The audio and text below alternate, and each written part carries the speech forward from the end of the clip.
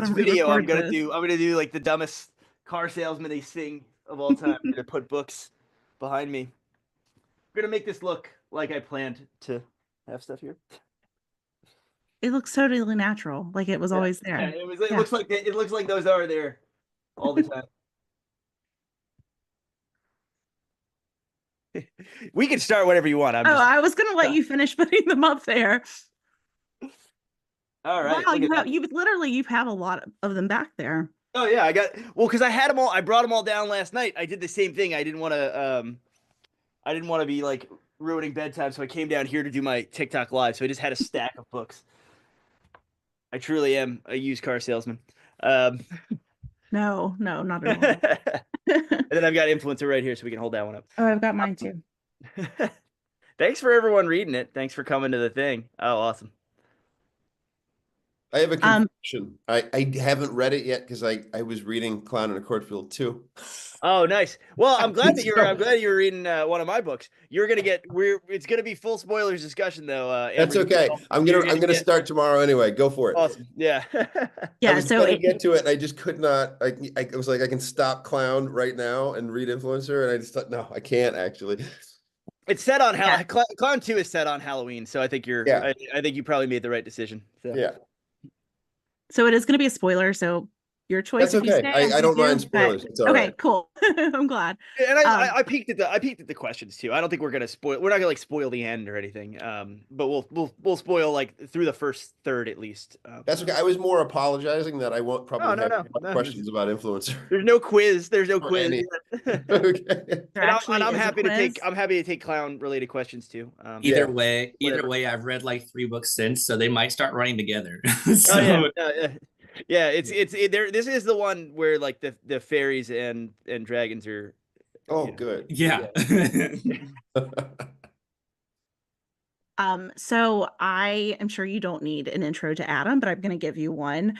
So Adam Cesare is a New Yorker who lives in Philadelphia. He studied English and film at Boston University. He's the author of the Bram Stoker award-winning Clown in a Cornfield series, which if you haven't read, they're absolutely amazing. They scared the absolute hell out of me. They're fantastic. He is also the author of the graphic novel Dead Mall, which is also amazing, and several other novels and novellas, including the cult hit Video Night. His most recent novel, Influencer, is the new and expanded paperback adaptation of the Audible original, which explores the dark side of social media and the cult personalities that flourish as the teens navigate their own fears about friendship and popularity, culminating in an epic battle of wills that will leave readers breathless. So thank you for joining us, Adam. We're so happy you're here. So much. Thank you. Thank you for So that. I want to kick it off just talking about the inspiration for Influencer and how you came up with the story, because I feel like it's really unique, especially considering the world of social media that we live in right now. What's funny is I have like a little bit of a practiced answer to this question. I don't want to sound like canned. So like challenge me on anything that sounds a little canned. But I there's a lot of true crime in the book. And there's a lot of there's a kind of a lot of research. I don't do a ton of research in my books. Anyone who's read the Clown and the Cornfield books are like, that's not how silos work. But I did for like kind of accidentally do research for this book where I was just reading books about I read Helter Skelter, I read Chaos, I read all the main like big Manson books. I just kind of immersed myself I kind of immerse myself in true crime in a way that I don't typically. For example, and then it's kind of how I did the first Clown in the Cornfield was I just watched slasher movies, and people might know me online or might know me and just be like, oh well, he's probably always watching slasher movies. But I mean, like usually I'm pretty omnivorous in my movie watching. I'm like watching like old westerns and stuff when I was writing Clown, I just did slashers to kind of study the structures. And then for Influencer, I just wound up just reading and watching true crime. But that's kind of like one half of the book. And then the other half of the book is this idea of like influencers and stuff like that. People ask me like, is Aaron like based on anyone real, or is he based on like a certain kind of like influencer? And the real answer is As unflattering as it might be, he's named Aaron for a reason. Like Aaron's pretty close to as close as you can get to Adam without saying Adam. Like uh, 15. I've been doing this 15 years. I've learned that I have to be an online entity. I've learned that I have to be a brand, for lack of a better term, if I want to sell books and if I want to continue to kind of have a job. So it's I think he's part of my. It's like let me take every like thing I've learned, all these little tricks that I've learned about. Not that I'm like, not that I'm definitely not like I don't have the most massive social media following or anything like that, but I have to consistently make social media content, and I'm not a natural at it, so it's a little bit of my frustrations with it, and I just kind of want it to be like, well, what if someone really enjoyed this? If someone really enjoys this, I think they might be a sociopath. So, like, that's kind of where like that's the seed of the idea, and then there's all this other stuff. I I've been writing. I'd written 3 Clown in the Cornfield books at that point, or I'd written 2 Clown in the Cornfield books. I guess I'd written this in between, Clown 2 and 3, and I was very much in the mindset of becoming a YA author. Like I'm like this is the past is prologue. My kind of adult horror industry or career is kind of in the rear view a little bit. Like, and what are the things before I forget what it's like to be a teenager and before I forget what it's like to be a teacher? Let me write down like all the different kind of anxieties and things like that that I didn't get to in the Clown of the Cornfield books or don't really fit in the Clown of the Cornfield books, and put them in something else. And that's the kind of it's a very rambling answer because I wanted to give you a little bit more of an exclusive. I didn't want to give you the answer I gave on podcasts and stuff like that. But that's those are like the 3 main ingredients, I guess, to what became influencers is those 3 things. No, it's interesting. I was going to ask you about the research part because there's so much in this book that I feel like you had to do research on. I mean, there's the film portion when they're in the film class, there's the dark web portion of like kind of Aaron's hacking. And so, I mean, how extensive was the research that you had to do to really get into like the mind of Aaron, but also to make it realistic? I mean, these kids are in films class in high school. They're not like in a university class, but there's still a lot there. That's all that like Mr. Nyquist stuff is just Yeah, me. That's just that's just me. you. Like That's I've taught that impressive. class before. I've taught those same films that he teaches. I think it's interesting. There's threads of books I like and books that I've taught before and films I've Yeah. taught before that go throughout the movie or throughout the book. There's Doctor Strangelove is one kind of parallel, and it's that kind of end of world thing and like what do kids think about the end of the world now. It almost seems dated to them because they've been Yeah. living in this post history, post end of world like life for their whole lives. That so that like Doctor Strangelove doesn't even seem like parody. And then there's Frankenstein, which is you could see that there's a lot of touchstones with Frankenstein and the idea of creating the monster, and there's that thing that Crystal points out about the idea of like the monster talks a lot, and it's like it's just this pushback of like first sci-fi novel, one of the first big horror novels, and it's like if you're writing in a horror novel, where do you bring that through line to? So that's not all research. It's just stuff I am just interested in and know and used to kind of had those classes locked and loaded. Again with like the true crime thing, where I'm like, I know there's discussions in the book about like the ethics of true crime and the idea that like Aaron protests and thinks that there's like nothing lower than being a fan of like a serial killer, but he so is a fan of Charles Manson. Yeah. He lapses into calling him Charlie all the time and things like that. It's just that idea um of if you consume enough of this stuff, what are you really hooking into? Um, so that's my dehumidifier, by the way, if you hear that. Yeah, I forgot that question. Not a ton of research. I don't want to make it sound like I did a lot of research. I don't. I do small like with the tech stuff. Tech just scares me, Yeah. and the tech world scares me. And I think it's no accident that first of all you never see Aaron's parents in the book, but you also know that they both work in tech. So it's like there's this idea of sociopathy of Silicon Valley in a way. In the book, that's not, you don't want to hit anyone over the head with it, and it is a teen novel. You don't want to have to, they're not having to like read WAPO like editorials about the encroach of tech, but I wanted to add a little bit of that in there. Um, so it's just stuff that's like I'm generally interested in, that I kind of bring into my books and try to find a way to weave in, that's not in a way of like, oh, he's info dumping now, or oh, it's, like all the stuff with like my brother-in-law's in an engineer, and lived in San Francisco for a while, and I just find it fascinating, like that whole world, and stuff like the air tags. That's all true. Like you can buy you can buy third-party air tags, and they don't do what the like Apple AirTag thing does, and the Apple AirTag beeps when it's around a strange phone for too long. There are plenty of third-party ones that do not beep. That's Yeah, terrifying. which I is scary kind of as wish hell. I Like again, didn't that's know just like that. it's just something that scares me. Something that like I knew about that scares me. So Yeah, um that's I maybe could have done without that information. So I know that Influencer was originally an Audible exclusive. That's how I actually had consumed it the first time. Did you write Influencer originally with the audio format in mind, or did you always just want I it to be a paperback? it's sold as a partial. So Okay.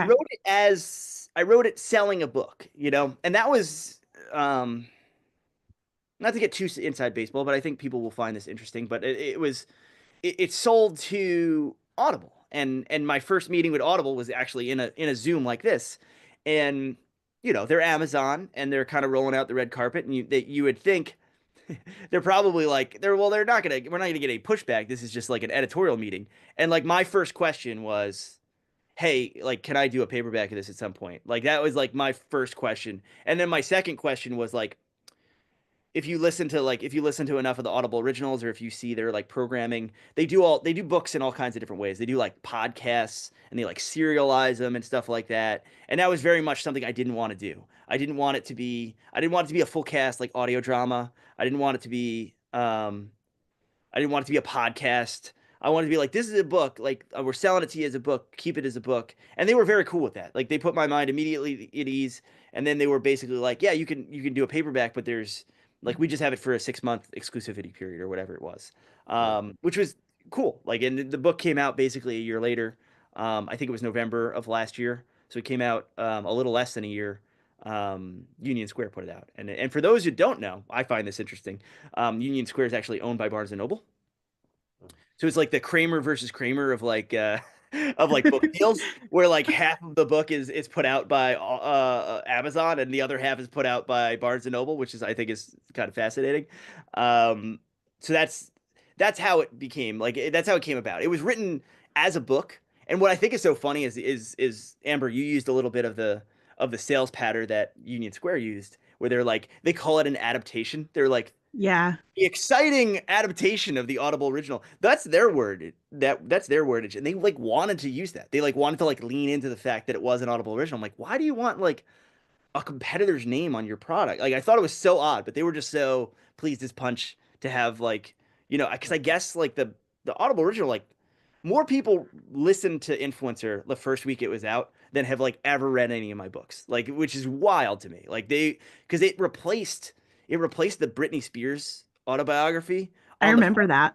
like it was like the top, if you go to Audible, if you have an account, there's like a carousel of like three or four images at the top, and for a week and a half, if you clicked it, the first thing you saw was Influencer on that carousel. It was like crazy. Like it just the number of people, and because it was an Audible original, it's like included in your subscription.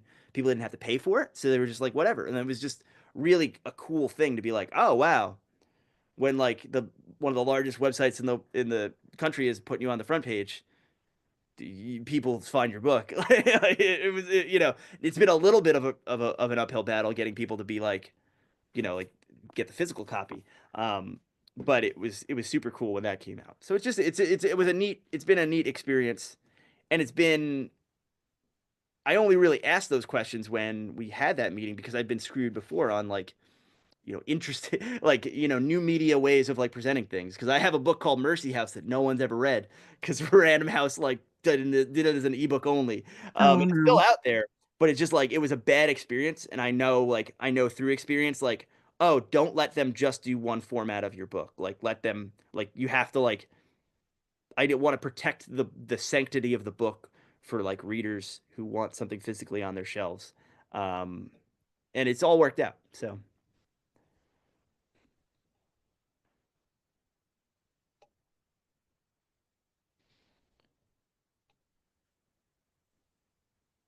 Sorry, I think I oh disconnected for a second there. I'm back. I yeah, heard yeah, you though. because you froze for a second and then you went real quiet. And I was No, like, no, no. I like, just our internet is like, you're unstable. And I'm like, that's not what I need to hear today. So um speaking of the audiobook, so there are multiple voice actors, including my favorite Chris Briney from The Summer I Turned Pretty, which is a very different role from his role in that.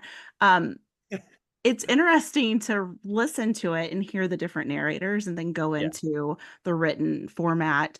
Is that a challenge when you are writing chapters from specific viewpoints to keep their voices unique? Um, in this book, in this book it was easier. I wouldn't want to do it like I wouldn't want to do the that first person close present tense with like one of the Clown in the Cornfield books, for example. Yeah, Like just because I don't know that I would be able to differentiate the voice enough. But I view this as like Crystal and Aaron just literally couldn't be more different. And you only need a couple sentences to be like, you know, Aaron just has to say some shithead thing, and you're like, oh well, it's yeah, Aaron. It was it's easy to sound like I'm some great writer who has masterful control of voice when these characters are this different. You know what I mean? Like, so I didn't find that hard at all. Just because I knew, first of all, I knew because I sold it as a partial, and then I knew they were gonna do the switching back and forth thing. So I was like, well, that's half the that's half the battle. It's like either Chris Briney's telling you it or Isabella Merced's telling you it, and they sound very different. yeah. But it was just that idea of like it's pretty easy to drop into the book on a random page and be like, am I in an Aaron or a Crystal chapter? Just the way they speak. Um, yeah, and that's good editing too. I had a great editor on the audio version who really like put me through the paces. It was kind of the deepest edit I've ever had, and she picked up on little like linguistic ticks that are like Adam Cesare linguistic ticks that we were just able to just kind of zap out of. Like it's like, oh, I chose to leave them in Aaron's because I was like, well, he's supposed to sound like me anyway. So like, I chose to leave all the Caesarisms that I like, you know, that are all over the clown books and all over my other books. I chose to leave them in Aaron's bits and then took them out of all of Crystal's. Yeah, That's I mean, I don't know if you're giving yourself enough credit though, because I mean, I do think that they do sound so different thank you. that that is a testament to you and your writing skill, and not just because Aaron is just so different of a character than Crystal is. So I'm not sure you're giving yourself enough credit there, but it's Well, thank you. interesting I'll to hear. take it. I'll say thank you. Um, the opening scene of the audiobook too, I mean, it has that gunshot, which is a huge kind of jump scare, Yeah. at least in my opinion. And I will be honest, when I started reading the paperback, I was wondering how the opening of the paperback would read without that gunshot. And it still is a jump scare because you're like, what is happening to this girl? And then as you kind of learn, like, oh, she's pregnant and someone's in her home that's not supposed to be. I mean, it's really terrifying. Did you get any pushback from your editors or publishers about like, "Well, I don't know if we can kill a pregnant teen?" It never it's so funny how like I get that question a lot. I get that question a lot with the clown books, and I haven't done a ton of like interviews only for influencer, but it really just wasn't like that's the unchanged chapter. Like but like between the partial and the finished book, like they had a bunch of notes that kind of affected the way the Aaron parts worked out and the way the Crystal parts worked out that were in that. It was about a 50-page partial, but that first 11 pages stayed exactly the same. Like that first 11 pages was like exact. Um, yeah, my wife skipped over listening to that part, like because she had read it in galleys, and then when the audiobook came out, she was like, I don't want to. She like skipped that chapter, which is like the ultimate. She doesn't realize is like the ultimate compliment to me. I'm like, I love that. It's really brutal. I mean, Yeah, and it's super we brutal. put a significant content warning on the audio thing, and we put a significant content warning on the book. So I'm kind of like I'm cool with it. I know there was a question about like the idea of pregnancy and Larissa being pregnant, which that part is read by Brittany Presley, by the way. She's a wonderful voice actor. I think she's the best chapter, the best read in the book is that Yeah. um, chapter of the audio. But yeah, the pregnancy is pure. Aaron chooses her because that's his Sharon Tate. Like it's for him it's a Charles Manson homage, and for us as the viewer, there's a lot of different things going on in that sequence that are derivative of things, which are Aaron is acknowledging their derivative. Like he's ripping off Michelle Haneke, I should say, for the Funny Games in the Funny Games remake. Like there's like a certain symbolism to like putting the pillowcases on the kid, and so there's just like a million little Easter eggs, if that's the term, for both true crime and fictionalized home invasions, in that chapter, which is not my typical thing. Like not usually what, especially not the clown books. Like a big reason, my big pitch for the clown books was you don't want Scream. I like was basically telling Harper, you don't want Yeah. Scream. And they like no, were like, no, we do want Scream. And I was like, you don't want Scream because Scream is metatextual. Scream requires a functioning working knowledge of a genre that you want this to be a gateway book. You don't want to have any prior or assumed knowledge for your young readers. But in that first chapter of Influencer, it felt right because it's the character of Aaron kind of setting up this idea of thinking he's. I also wanted to establish this idea that he so much thinks he's smarter than he is. Like, Yeah. and I hate like putting my own thoughts on a character in a book, but it felt too easy with the teacher character to that thing that she says about Aaron when she basically like psychoanalyzes him is exactly correct. Like she doesn't guess that he's a serial killer, but everything else she says is completely right. He succeeds through luck more than anything else, and like the largesse of other people than he does through his own genius or skill. Like I kind of think the idea of it happens all the time. It happens all the time in fiction. Um, I was just watching a movie the other night, and I don't mind saying it because I'm actually a huge M. Night Shyamalan fan. But I watched Trap last night, and if you haven't seen Trap, the thing is like Josh Hartnett's just this. He thinks of everything. He thinks of every contingency. Amazing serial killer. Um, but then it's like it's super limited by the fact that like it has to be M. Night Shyamalan seems to be writing it from scene to scene, and he's not considering all these different things. And he winds up looking stupid. He winds up looking foolish. And it's not the way the character's supposed to be. Like he's supposed to be this like ultimate evil, this idea of like there's an FBI profiler on his case. Um, in Influencer, I wanted to avoid that trap. I wanted to avoid readers being like, oh, like he's limited by the writer's own intellect and own ability to plot this stuff out. I'm like, no, I'm going to make him purposefully not good at this. I'm going to make him purposefully bad and somewhat of like of a loser, like in these contexts of what he's trying to do. And he's someone who thinks he's a mastermind. I find that interesting. It's something that Bret Easton Ellis does in American Psycho, which I think is like lost on a lot of the reads of that book, which I think Yeah. is amazing because it's so obvious and it's so over the top. But like the idea that Patrick Bateman is this like super cool guy is like is like so against what the book is. He's such a joke. Like these, um that it's almost fun that it's super funny. I mean, not almost funny. Like that book is hysterical. Like Yeah. and I wanted to do that, but not as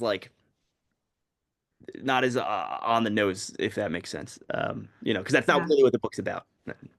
That makes sense. And I think it's funny because it does seem like when things go poorly for Aaron, which feels like it happens pretty often throughout the Yep. book. I mean, things don't go to plan, but he never like, I mean, I guess this is probably just his personality trait too, but it's always someone else's fault. Like it's He doesn't Harmon's own up to fault. like I should have seen that one Yeah. coming. Yeah, yeah. It's Yeah. completely like it's exactly right. And it's like I think it's how a lot of people think when they think they're super smart. It's that idea Yeah. of like the world. Wow, what a unlucky bounce, or what a I put my trust in this person and they screwed up. But it's like no, you should you're not thinking this through in the proper way.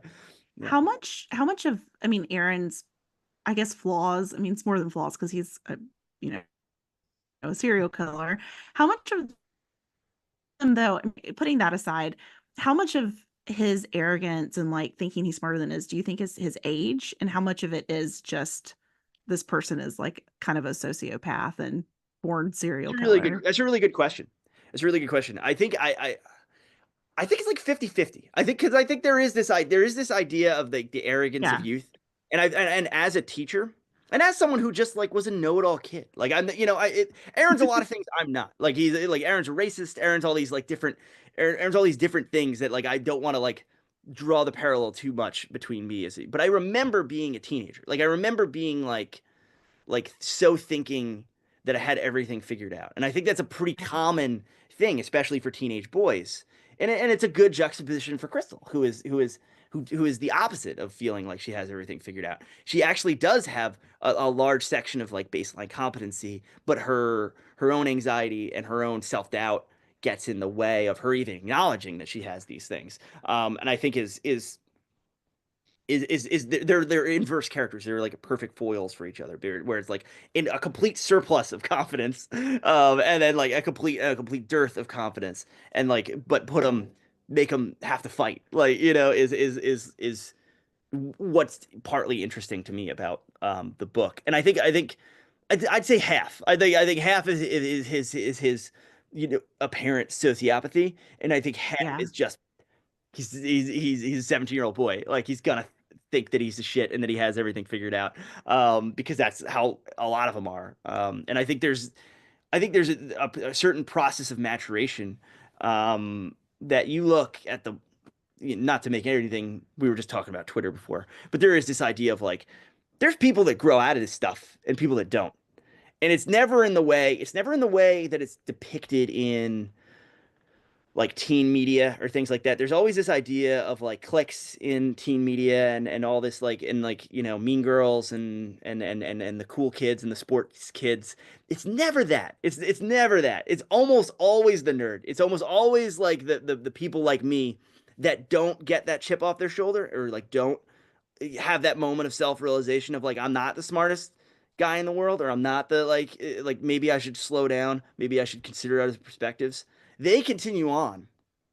And I'm not talking about even like life success. Some of them become the most successful people in the world, which sucks because then we're all at the whim of some sociopathic nerd. Like this is like so I think I'm so rambling right now. This is gonna No, make you're no not. sense when you cut this together. But I think there is some kind of through line here that makes a kind of sense where it's like Aaron, if he weren't if he weren't responsible for like a ton of deaths, like and he might grow out of it, he might not almost like if he didn't suck so much. But like I do think there is that. I think every teen kind of almost has that chance, and there's shades of that in the Clown in the Cornfield books too. This idea of like Yeah.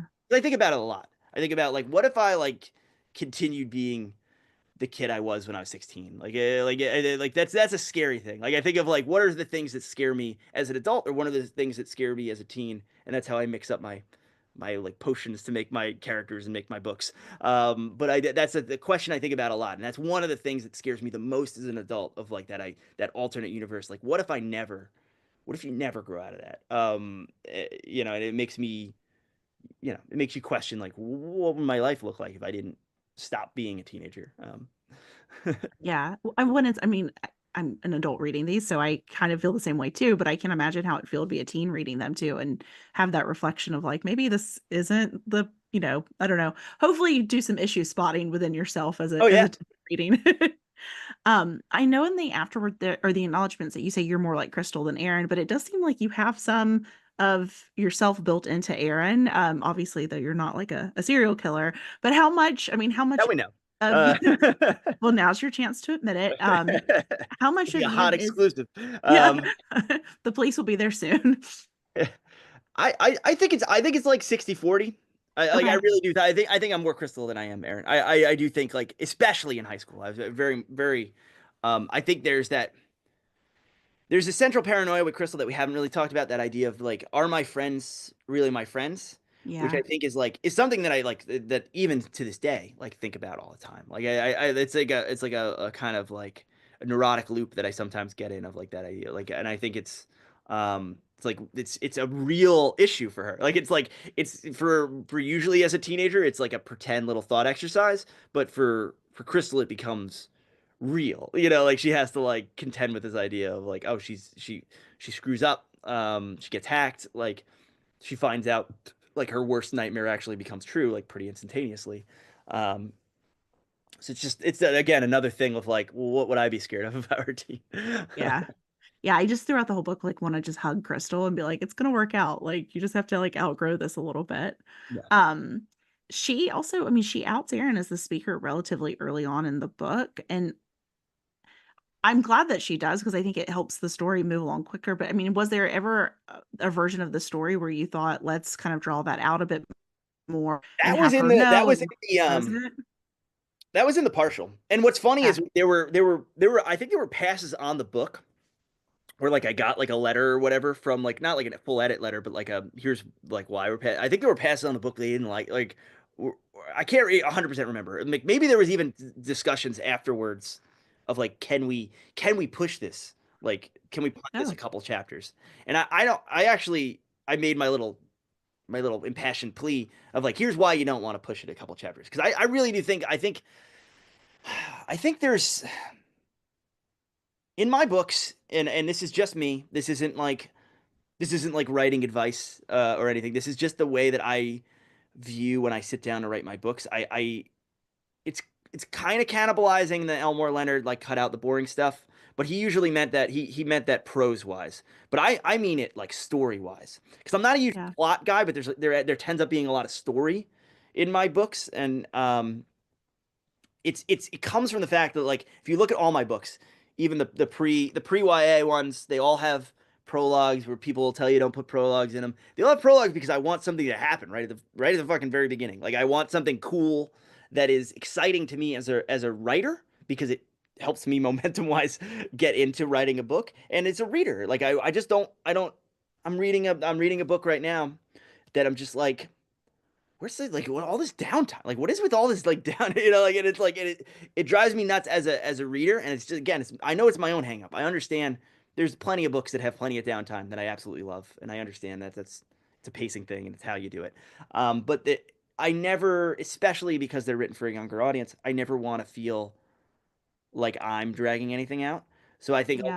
a lot of my storytelling decisions come from the like cut to the chase, literal, you know, from the actual, you know, etymology of that term.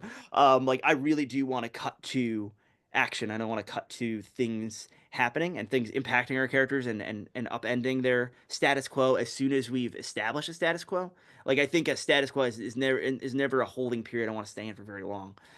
So I think that's just something that I like doing. And for this, it's one of those things you understand pretty early structurally that the book is telling you that we're going to be switching back and forth between these perspectives. I Yeah. didn't want to wait to put them in conflict. I didn't want to have a third of, you know, I didn't want the opening act to be them separately moving. I wanted to put them in immediate conflict. Um, as soon as we establish, I think it's like the second. Is it the second crystal chapter or the first crystal chapter? Is it the very end of the first crystal? It might be I the. think I think it's the very end of that, the first crystal chapter, right? Yeah. that's what So I like think it's too. like you get that chapter is Yeah. all the status quo you get, and then right at the end, um, she's like you're the speaker, and it's just not. You know, I'm not saying that I'm like some kind of speaking of M Night Shyamalan. I'm not saying I'm like the king of the twist here, but like there is the idea of like I do want to keep people a little off kilter because you know what kind of book it's going to be once you've established that switching back and forth close first person present tense and I Yeah. don't want people to just be like yawning through the pro forma first act that like it's like no let's move them the first act is one chapter long let's move into break into the second like really quick because it's a book and we can structure it however we want that's my thought I think that idea of like I was a teacher for a long time. I was a screenwriting student before that, English student before that. Like the idea of that three act structure that like we've gotten so tethered to that that I try to throw it out whenever possible. And with the clown books, which are so especially the first one is so slavishly adherent to the structure of slashers. I was like I'm writing something that doesn't have a set structure, so I'm gonna just right away she knows it's him and what are the problems that causes. Um, Yeah. yeah. I think it, I mean, I think it also lets those characters shine though too, because not only does it move it along, but you get more in depth into Crystal too, because she starts like, now they're really mad at me, like I shouldn't have done that. I did think it was interesting, and I'm assuming that this is probably because of how kind of self-aware she is, but she really picks up on kind of Aaron's energy or vibe, like Yeah. as soon as she meets him, and then even continues on, like when she's watching his videos, she talks about how it makes her anxious and nervous. I mean, is that part of Crystal a reflection of you? Like, are you a good judge of character, or is that just I want to Crystal? think I am. Probably Yeah, I'm not sure though. you I are. mean, yeah. In the writing game, you're like everyone's. Yeah. Never mind. I'm gonna get myself in trouble. you go to a lot of conventions. You're like, oh, that's that person seems pretty nice. And then like 3 weeks later, you're like, oh God, this is a horrible person. I should distance myself from as far as possible. So no, but I do think there is. I do think I wanted to give her this idea of she is thinking of herself as incompetent. She is thinking of herself. She views herself as, she thinks she's a great detective. She thinks she's like cued into something because she pays attention. She is, but that is her way of distancing herself and marginalizing herself to the sidelines of her friend group. This idea of like being observed, but she's onto something there where she does have an intuitiveness and an ability to put things together. Um, she has an ability to put things together, but she also has that like kind of the Hamlet problem of like not being able to act, which actually causes a bunch of people their lives in this book.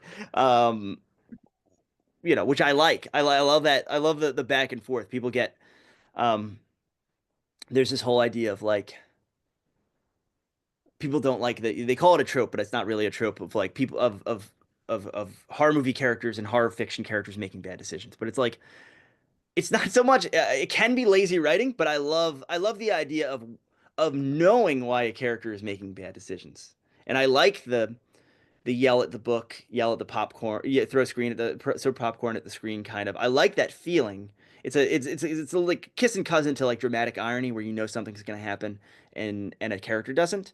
But I like knowing when a character's doing the wrong thing and but you completely understand why they are, because I think that's clean writing. Like if you can understand why they're doing it, you dodge a couple of 1-star reviews that are like annoying main character, like which I don't.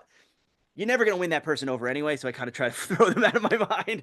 But there is there is something to that idea of like, yes, she's observant, but she's also has a problem like doing the right thing and making decisions.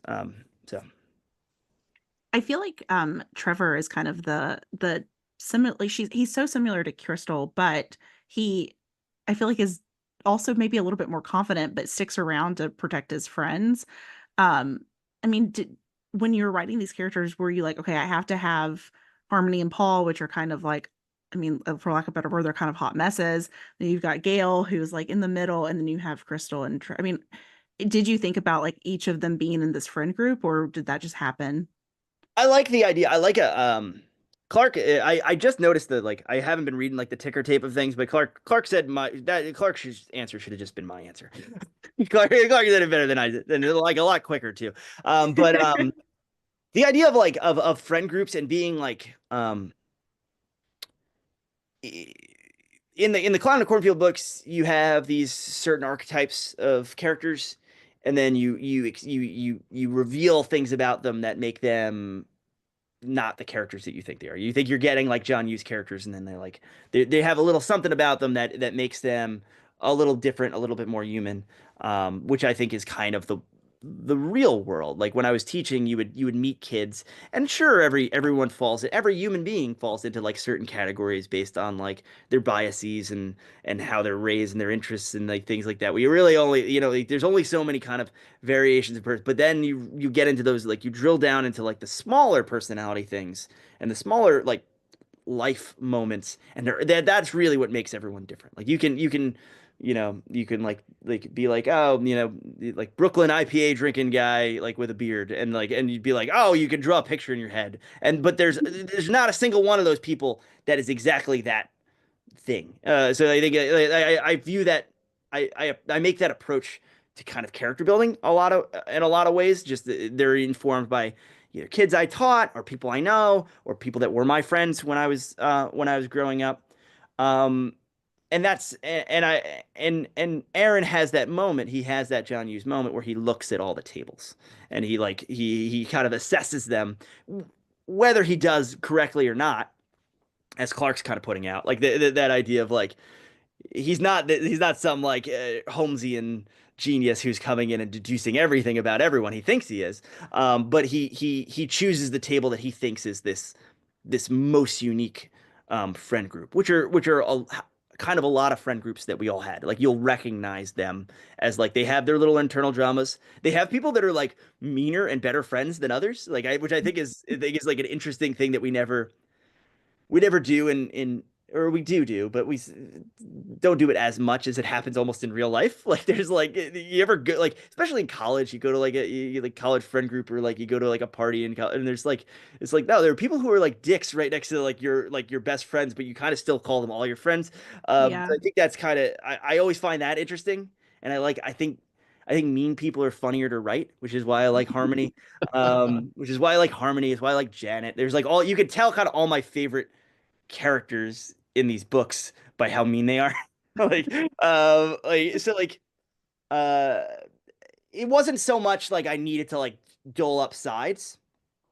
I wanted Trevor especially. I wanted like the idea that like if you were doing this book the way where you don't have a character figure out who he is at the end of the second chapter, you know, like if you were doing the for lack of a better term, like more aspirational, like YA book, Trevor would clearly be your protagonist. Like it Yeah. wouldn't be like he's actually the most active character. He's the most competent character, and I wanted to move the perspective of like I wanted to make like literally like everyone's lives are depending on Trevor doing good stuff at the right times and being a hero, like but we don't know like because you're not in his head. You're like is he gonna do like Yeah. I like that idea of moving the traditionally most heroic character to a non POV character like is interesting to me just for the kind of story chaos it causes.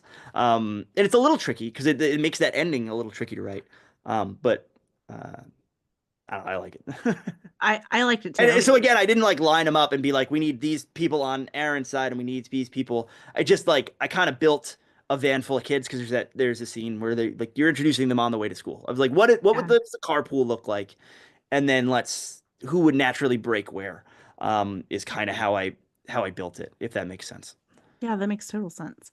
I have one last question and then we'll open it up to everyone else. So, who are you going to pick for your apocalypse defense team? Quinn from Clown in a Cornfield or Crystal? I mean Quinn for sure. Yeah. I need someone who knows how to load a gun. I don't need I don't need I'm not yeah, it's like an easy one. Like I'm sorry, Crystal. Like we don't need two of me. Or Crystal. Yeah, I need Quinn. I want Rust. Like I don't actually even want Quinn's the best, and she's great, but I probably want Rust of anyone. I want like the prepper with the prepper dad. Like yeah. Poor Crystal. One day we'll pick Crystal. So I do want to open it up to questions if so feel free to take yourself off mute and ask away. I don't know if there's any. I have a question. So what are you working on now? Or do you have a new, I mean, I'm sure you're writing something new. Uh Can you like talk about it? This is getting put on like YouTube and stuff like that No, Oh. just on our book club website. on the website. It's still on the web. I can edit it I was out. writing a book. I was writing.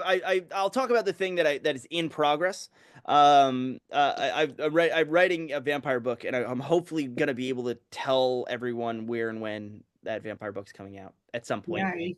But in the next few months, I'm not gonna say this year because it's November, December, and everyone in publishing turns into a pumpkin at the end of the year. So like I'm guessing early next year will be some kind of announce about that. But I mentioned it a few times before. I might have even mentioned it in the store, Marguerite, when I did that. I just Yeah, love oh yeah, maybe you did, yeah. I love vampire stuff. But now that was just at the store. That was just like my believesies, like was that I was gonna do a vampire book. But now I've sold a vampire book. So Oh, that's awesome. that's the exclusive. Is that it's like it's not a pretend It's book. a done deal. Yeah, it's gonna be a real book. And I just I I've been writing books. I've been publishing for like 15 years now. But my favorite thing I'm looking at my Jean Roland 4Ks right there. I love vampires. It's like my favorite thing. People would think it's slashers. Slashers are probably my second favorite horror thing. Vampires are my favorite thing, and it just felt like it's time. Like it's time to write a vampire book. And I'm really, really happy with it. It's about uh, Boston Townie vampires. Um, and vampirism is a well, I'll say it. And vampirism is like used as like an STD. Um, so it's for kids. Yeah, it's gonna be another it's a YA vampire book. Yeah, someone asked Melissa asked in the comments. It's YA, but it's as YA as Influencer is, which Influencer starts with the most harrowing home invasion I could write. I tried to write the most harrowing home invasion I could write. So it's gonna be that speed. I want to say what the name is so bad, but I don't know. They might, who knows? I haven't like met with the marketing department. They might be like, change it to this. Because Influencer, what's funny is the Influencer went out with a different title. We Oh, changed the title to Influencer from Influencer to another title. And I can say it now because it doesn't matter. But it was Like, Follow, Kill, which I didn't like as much. I don't like as much as Influencer. It was just this like group think thing that I kind of got convinced. I was like, if you, I was like, screw it. I'll I'll argue them into Influencer once they sell the book, and then Amazon immediately was like, there's already a book called Like, Follow, Kill. And they were like, it has nothing to do. It doesn't look anything like this book, but they wanted to just distance themselves from it. And I was like, oh, thank God. And they were like, what else you got for title? I was like, how do you like Influencer? They were like, we love it. So I was like, there we go. We're right back again. So like, I don't want that to happen with the vampire book, but otherwise, I would tell you the title. that sounds amazing. Lexi says Influencer's better. Lexi's right. Bob, I think you had your hand up next. Yeah, I have a two-part question. So my my first question is, I know you haven't been vocal about the Clown in the Cornfield movie. So I'm just curious to know, um, how because I'm almost done with Clown in the Cornfield, and it's amazing. The Thank you. book itself, it's so good, and in the beginning it thought all really slow, but then it thought to really, take the turn and really thought to spin. So like, I know you can't really say much about the movie, but the movie gonna really explain more detailed on the characters we know from the book, or the movie gonna really stay true to the book with adding a little bit more detail to our story between our character and between the sheriff, because it seemed like the sheriff have a more important role, but we really didn't get a lot of why did he hate Cole a lot, and why did the father turn on Cole when the shitter dies. So Uh, so it really felt really interesting. I there's plenty of stuff in the book that I think is implied. There's plenty of stuff in the book that I think kind of gives you enough of a reason, and you can imply the rest.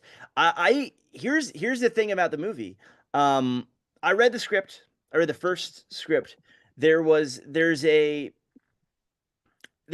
gap. Me knowing how movies are made, I know that there's a gap between a script, or at least the script that I read, because I had given a couple notes that I know were instituted on a rewrite that I didn't actually read. So there's the version I read, and then there's the version that's revised, and then there's the version, then you bring in a director, and then there's the version they filmed. So like, your guess is as good as mine. The things I've seen from the movie are like pure action stuff. Like I've seen like I've seen like violence, and I've seen all this, like I've seen like the cool stuff you kind of want to see from a slasher. So all that other stuff, we'll see. I have ultimate faith in Eli Craig, the director. He directed Tucker and Dale versus Evil, which is not only a movie I like a lot, but he's very nice. He's very sweet.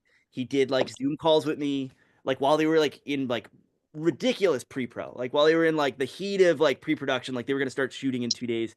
He's like calling me from like the offices, and I like see storyboards in the background, and I'm like, shit, man, what are you doing talking to me? You should probably go like make a movie. Like he was very accommodating. They had me up to set. He was super nice. So I will just say the fact that I've seen little bits and pieces, and I have faith in him as a, as a creative, so that I'm not worried, but I also am like I have an odd um I have an odd approach to this where I think it's slightly different than some readers and some authors, in that because I have such movie, like I was a film student. I've had a couple scripts made into movies. I've taken and up teen million fucking endless meetings with like movie people. So like, not to sound like I'm Mr. Hollywood, but I have at least a little bit more knowledge of how movies are made, and how the sausage gets made. In that it in that I go completely hands off, and not to sound like I don't care, because I do care. But I also just like, I know, even before even before all this movie stuff, even before any kind of interaction, I always had a different, as a film fan. I always had a, the popular opinion is, people love saying the books are always better. Have this like, they want book accuracy. They want, they want like to feel like they, the feeling they got when they like read the book. They want things not to be changed. As a as a film fan, I was always in favor. I was always arguing for interesting adaptations. I wasn't arguing for bad adaptations, but I was always arguing for, like, I always found myself liking things that change things from the book. Like I think when you're too slavish in your adaptation, it becomes stale. And it's like, why did I, why do I like that, why do I want to see a movie of a story I already know super well? Is kind of like my general opinion. So like, I'm cool with changes, and I'm sure there's gonna be changes. I know some stuff stayed super similar. I was on set for the parade sequence. If you've read the book, in the background of the parade sequence, there's things that are, um, there's characters walking around the parade sequence that are not alive in the book. So I'm just kind of like, and I met the actors who were playing them, so I'm like, oh, well, that's interesting. Like, I kind of found out like about these like changes in the story like while I was meeting the actors. So like, I that's all I really want to say, other than like, I bet it's gonna be good, is my thought. And I think everyone should kind of, I would, everyone could approach it however they want to approach it, but just know that that's the way I approach adaptation. Is I kind of want to be surprised, and I want new things. And I also just, I'm such a egomaniac that I'm like, I got my director's cut. My director's cut's the book. Like, that's that's so I like, I like giving over control. So I don't know. That was a really long-winded answer to your question, but I wanted to give you a little peek into the kind of process, and at least my thought process about it. Yeah, and one last question. So I'm almost done with Paul Wonder Clown in the Cornfield. I've been actually reading the book and listening to it both at the same time, and right now I'm in a dilemma, either to listen to part two, or take a break and listen to your new book, Influencer, because like I found you on TikTok over the summer, and I just thought I said, hey, listen, why not check out this book? And it's really good. It's very different than any other book, any other horror book that I've even read. There's so many different twists and turns, and now I'm in a dilemma, either to start to listen to Clown and the Cornfield Part 2, or listen to your new book. It's like, I don't know what to do. So if I may, if you're gonna start soon, if you're gonna start like within the next few days, Cloud of the Cornfield 2 actually takes place on Halloween, so it might be perfect. But if you're not going to start within the next few days, go for influencer. That's my 2 cents. I don't know. Other people might have other opinions. I think the clown books work a little bit better when they're spaced out, if that makes sense. Because I know people who I've talked to people who are rereaders who I'll like post like when I was posting that 3 was coming out, a lot of people were like, I'm rereading 1 and 2 to get ready.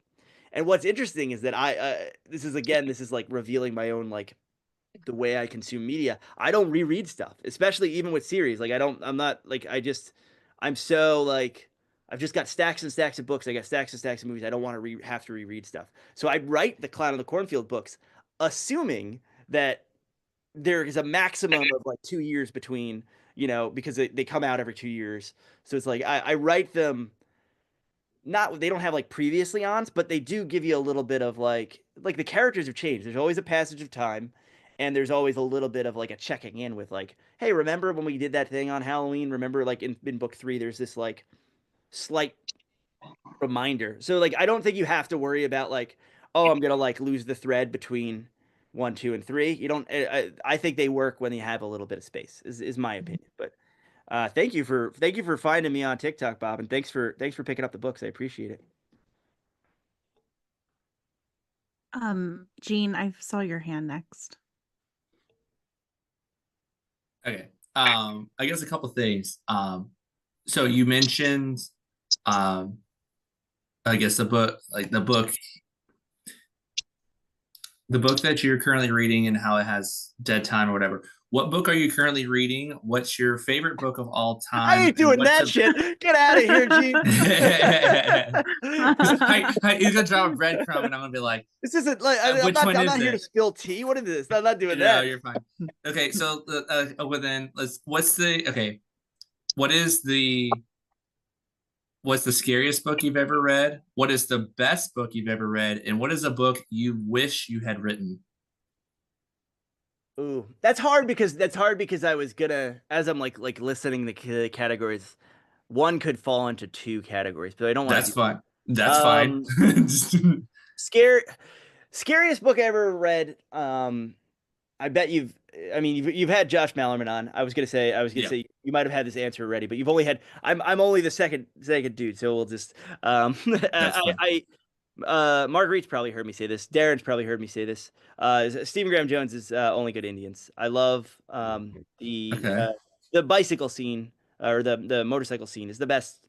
Is the best scare scene ever written. I think. Like I literally think it's the only scene I've ever rewound the book. I like started that chapter from the beginning after it was done. I was like, what the Hmm. like I Yeah. love that scene so much. It's just and it's so scary. It's such a scary sequence, and then the way it builds tension. The end of that book, the fact that it's a devil comes down to Georgia ending, like they're playing basketball for like for like to decide the like lives of people, which sounds so silly, but then when you do it, it's written so well and it's so suspenseful. It's so great. That's my answer there. Um, as a newish dad, Cujo and Pet Cemetery are up there on that kind of kinder trauma scale and stuff that's scary. Um, I don't find like zombie and contagion books particularly scary, but for whatever reason, Sarah Langen's The Missing, I find very very scary. I found that as a very very scary book. Um, Similarly, I don't usually find cosmic horror especially scary, but certain Laird Barron stories. I read I forget the collection is in. Is it The Beautiful Thing That Awaits Us All? Does that start with Oh, it's the name of the story is the name of the deer. It's the one with the messed up deer. Not the Black Coat's daughter, but it's it Black something's. Oh, it's killing me. The name of that the first story in The Beautiful Things That Awaits Us All. I was reading um when I was on a plane and the plane got terrible turbulence as I was reading that story. I was literally like so scared and I was like I'm gonna die. Like and I'm gonna die having like being scared of a deer story. Which is like maybe I'm just scared of deer because I brought up 2 different. I was gonna say, I see Yeah, a theme maybe here. we found the connective tissue. It's Bambi. So those are some scary ones. Those are some ones that actually scared me. Um, the book. What is the best book of all time and the book I wish I'd written? I'll do that as a twofer because I tell anyone who will listen that the book that got me into writing or the book that kind of gave me permission to write or made me the most interested in writing prose fiction is Joe Lansdale's The Drive-In. And I read plenty of like leisure paperbacks, and that was kind of my thing around the time when I was getting into writing. But reading, I read that. I think I read it on a either to or from New York from Boston, like a train, like a regional rail train. It's not a long book. Read that and just kind of got off the train being like, this is it. Like I was a film student and I was hey kids. And I was Cesare. like hey, I was basically like I was a screenwriting student who didn't want to have to move to LA. And I was just like, what am I gonna do? Like what am I still want to be a creative person. I still want to tell stories. Um, at the same time, I might have been like, I might be like printing the legend. Like it might be slightly different than that. I might have been sending out stories at the same time. But I think it was the one book that gave me the push to be like, oh, this book is about horror movies. This book is super hyper intelligent. It's a kind of philosophical novel in a way. And it also is just interested in the same things I'm interested in. It's interested in B movies and things like that, but it doesn't use them as a joke. It doesn't use them as like shorthand for like, look at these silly movies. Like it tells this completely outrageous, completely entertaining story in a way that's at least somewhat serious, and somewhat serious minded. And that's if you read my books from like Video Night and Tribesman onwards, clearly I wish I'd written the drive-in. You know what I mean? Like it's like to me that's like the platonic ideal of like the kind of fiction that I find interesting and want to have my legacy be like what I want to write. You know, that's changed a little bit with the pivoting towards YA, but I think it's still pretty much true. Because I want kids to have that feeling that I had when I read The Drive-In and the idea of like, oh, this is a whole new world almost opening up to me. I proselytize. I've been going to conventions and selling these books for however long they've been in print, and I've been meeting people and meeting young people and meeting non-readers. When you sell books at horror movie conventions, you meet a lot of people whose excuse to not spend money at your table is, oh, I don't read a lot. You know, which is completely fair. But I think you know a lot of my books, not to make them sound like you know starter books or like you know kidlit, but a lot of my outreach is I want people to know the wonder and the glory of horror fiction. You know, like, and that's part of why I do what I do. And I think that Drive-In did that for me in a certain way. Even though I'd read plenty of books, I'd read like the bulk of King's canon up to that point, and read a ton of Jack Ketchum and all these great writers that were writing with you know Marion San Giovanni and writing at leisure at the time. But something about Lansdale's The Drive-In was the one where I was like, nah, this is it. This is my ideal of the best book ever written. Darren. Darren, your cat is really cute. He wanted to join. Big horror fan. He's upset by influencer though. Not a fan of No. Yeah, well, we put it in there. There's a he's warning. triggered. I know. Tell the he's cat triggered. there's a warning. Trigger warning was there. So I love influencer. I love how nasty it is. It's almost like gleeful. So I can picture you almost chuckling to yourself, like I do that, yeah. yeah, as you do the stuff. But so a couple questions. One is, I'm assuming you had some messed up Google searches writing this book. Not that bad. Here's an interesting one. This isn't a Google search, but I've been known to glance at my reviews. I glance at them, especially because they were coming in fast and furious at the beginning of this hitting Audible, because there were just so many people listening to it. I'm like, oh my God. And we were just getting like, and it was the, you know, I sound like DJ Khaled. It was like, and another one, and another, like there were just so many good reviews coming in that I got a little cocky. And then I read a 2-star review I'm laughing, but it's actually very serious. I read a 2-star review where the reader gave it 2 stars and said, I wish he didn't use all the real life stuff because my grandmother died at Guyana.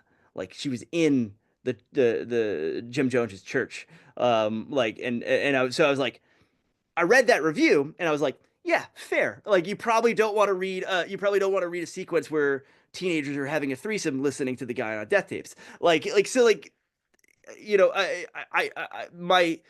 my Google searches were no more messed up than usual as someone who like listens to these kinds of podcasts and engages in true crime in a, you know, in what I view as a somewhat healthy, somewhat ethical way. You know, I try not to like listen to too much of the sensationalization stuff. I don't own John Wayne Gacy trading cards kind of thing, you know, like, but you go to enough conventions, you see this stuff and you're like, oh, there's a line here. And that's partly what the book's about.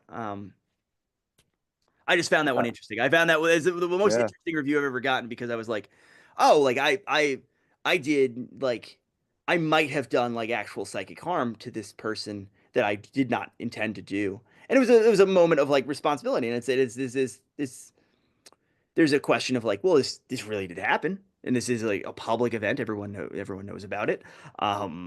Should I have put it in the book or should I have not put it in the book? I still err on the side of like, I really like that scene. I think it doesn't glorify. Right. You know, it's not a Jim Jones was right moment in the book. It's not a like, wasn't this cool? It's like a, this guy sucks, and like, of course he would put in like, you know, like he would start the night with electronic dance hits and then it would end with the guy on a death tapes like you know, it's but it did make me pause. It made me pause and think about it. Yeah, that's interesting. Yeah, it's something you wouldn't expect.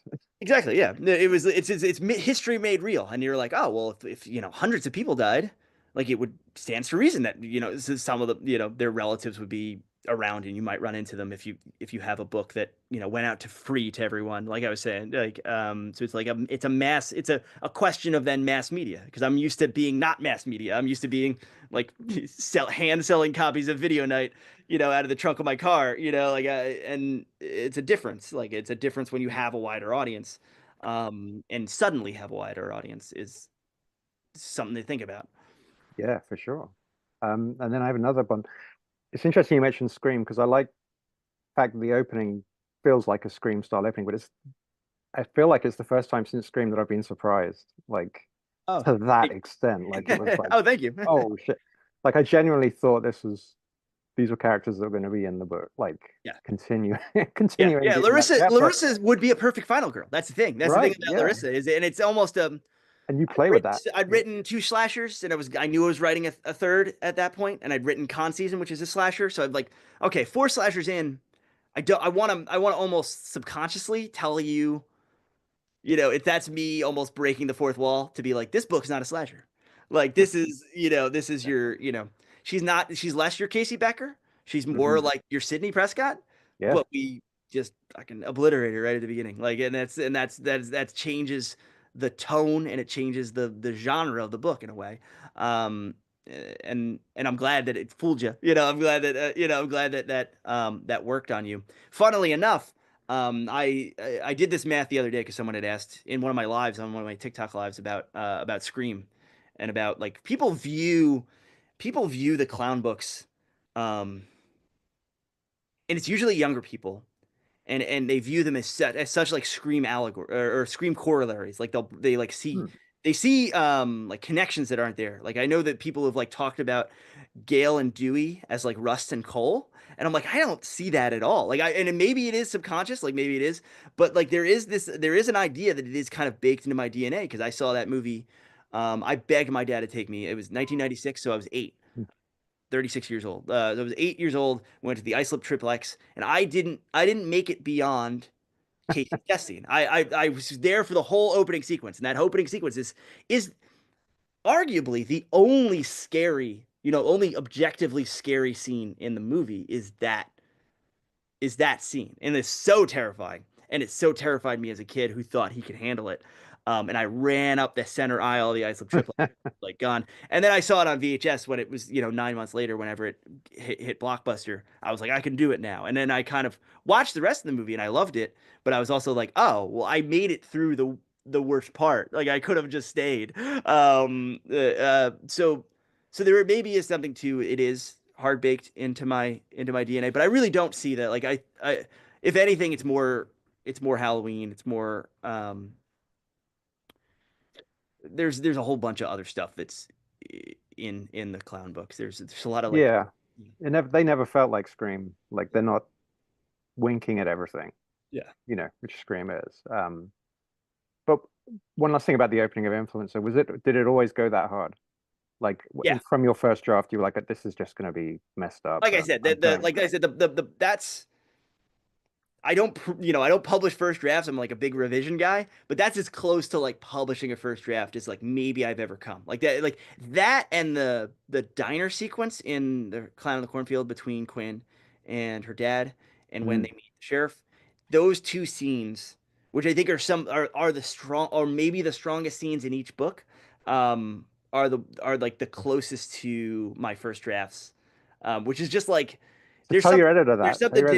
There's something to be like psychoanalyzed about that, of like you find the core of a book maybe in a way, or you're like this is, novels are great because novels are like great movies, in that you're always able to like look at different parts. Their component parts are always multifaceted and you can never pin them down. Short stories, Joe Hill used to tell this great thing about, he likes short stories because there's the idea that you could make them perfect. There's the idea, there's like a Swiss watch analogy to be made of like there's, it's 5,000 words. Like you could get a perfect 5,000 words. And there are a couple, there's a couple short stories where you could argue there are that, Hills Like White Elephants, things like that. But I think there's something to be said for that in the novel. There's like this idea of like you core out a certain scene, and that becomes like, I think like maybe the party scene in Clown,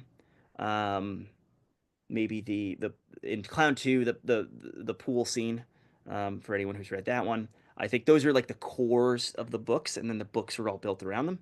And this one just so happens to be the first chapter. And has none of the returning characters in it. Like no one makes it out. It's great. Yeah, exactly. Except for one guy, and he just shows up at the end. Cool. Thank you.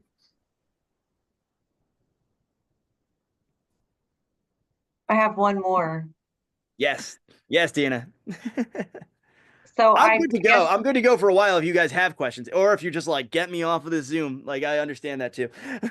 Maybe mine will make this end. So when great. did you say Clown in the Cornfield 4 was coming out? When is that coming? I didn't say any of that.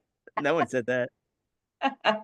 I've been pretty honest on, like, when I talk about it, that I want to do a Clown in the Cornfield 4, and I have a great idea for it. And I think if you read Clown in the Cornfield 3, it doesn't take each one has a little end scene that makes you think you know what the next book's going to be. I will say the end scene of 3 is the most honest I've been. In the end scene of 1 with Arthur Hill is a complete fake out. I knew I was never gonna do. I didn't actually write that book thinking I was gonna get to write a sequel, but I knew I was like, wouldn't it be funny if you thought that the end? So I kind of set up a joke at the end of the last chapter of 1 is just like, and 2 is just me telling the punchline. And then 3 ended 2 the way I did. I'm talking super vaguely because I know we were full spoilers discussion, but I know not everyone's read the Clown of the Cornfield books. 2 ends with a thing where I was pretty sure I was gonna get to write 3, so I made it even more pointed. Like here's this cake, you're gonna get this cake, and then 3 is like, you like cake, and it's just me going cake forever. 4, like, if I were gonna do 4, this is the OJ. If I did it, like, if I was gonna do 4, that's a true crime reference. That's not like not making light of something really horrible. If I were gonna do 4, it actually would be pretty close to the implied 4 at the end of 3. I'm like playing with my hands above the table there. That's what I would like to do. Does that make sense? Yes. Thank you. I hope there's a 4th book. I will Yeah, echo. I know. I'm like, I do too. I'm being as coy as I can, in that, like, I can give you all the hints in the world. Like book 3 hit the USA Today bestseller list. None of my books have ever done that. That was a really big thing. There's the movie coming out. I want to do it. I wrote the ending to 3 knowing that I was just I wasn't like being like mean. I want to do it. So like, yeah, that's my declaration of intent. There's been no, official word about that. So you're saying that we should reach out to your publisher and be like, give us more now. I'm not saying that. Just leave them alone. They hear enough from me. They hear enough. I'm like the biggest pain in the ass that's ever like I'm guessing I am. And then like my agent will tell me sometimes, like I'll make like self-deprecating comments like that, and then he'll be like, you are not that. You have no idea how bad it can get. And I'm like, are you representing Elton John? Like who? Like how bad? How bad does it get? Like I'll call him up and I'll whine for an hour and a half. Like so I'm like, wow, how bad does it get? I feel like there's like a tell-all coming from you soon, though, by the way, from like all the things that you're like, one day I'm going to spill the tea. You're going to tell what book you're reading. No. Darren's not going to get me. It wasn't Darren who asked the question about like, oh, tell us the book you're reading that you're underwhelmed with. I'm not.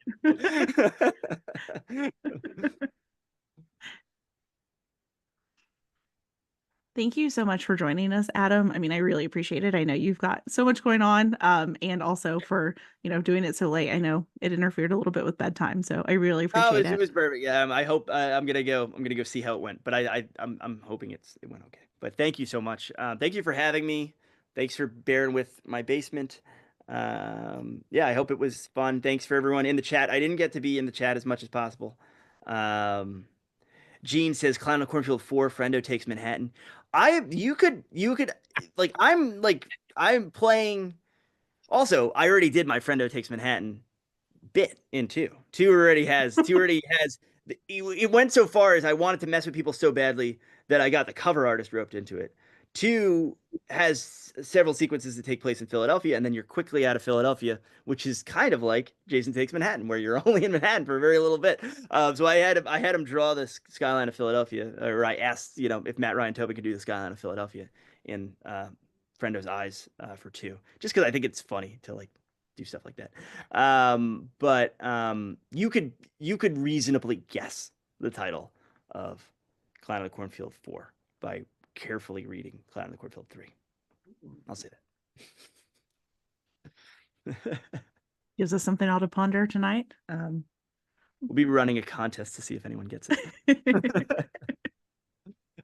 Thank you so much, everyone. This was great. I hope you enjoyed the book. Thank you for your kind questions. Thank you for taking the time to come sit on a Zoom. Yeah, thank you. Thank you for Amber for putting this all together. It's been amazing. I know you're only on your second one, but Novel Nightmares seems like it's got a little insignia. It's gonna. Who's next? Who's coming up next? Rachel Harrison. Rachel's the best. Rachel's really the best. Yeah. So Rachel's the busiest human being. I like that you were like apologizing to me, like for I'm busy. I'm like, you're all busy. Have you seen Rachel Harrison's Instagram? I'm like not even sure. I'm not even sure travel is possible between these things. She's like, oh, I don't know. She's in Telluride. She's in New York. She's in. I'm like, it gives me anxiety looking at like her tour schedule.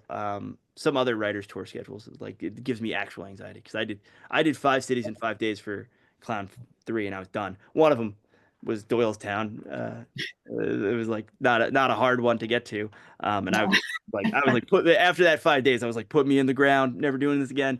So I can't imagine. I can't imagine the wherewithal it takes to do like a Rachel Harrison level of touring. Hey, Clay too. He's another lunatic. Like yeah, I don't know. Clay is all over the place. Yeah. They're both all over the place, but I like them a lot. They're great writers. Well, when Clown 4 comes out, which sounds like it's going to. No, I'm just kidding. I'm not putting you on the spot. We'll have to have you back for your next. No, you can have me back for Clown 4. That's good. Everyone's got to everyone's got to really do their homework for that one. It's like, okay, come to a book club where you have to talk about the 4th book in a series, and they keep getting longer too. I'm creeping up. I'm like doing the Robert Jordan thing of like Brandon Sanderson thing. They're like, yeah. The 4th one's all going to be about magic magnets and like it's like 1,000 pages long. Thank you very much. Thank Have a you. great night, everyone. Bye. Bye. Bye. Bye, guys. How do I get out without screwing up the recording? I don't.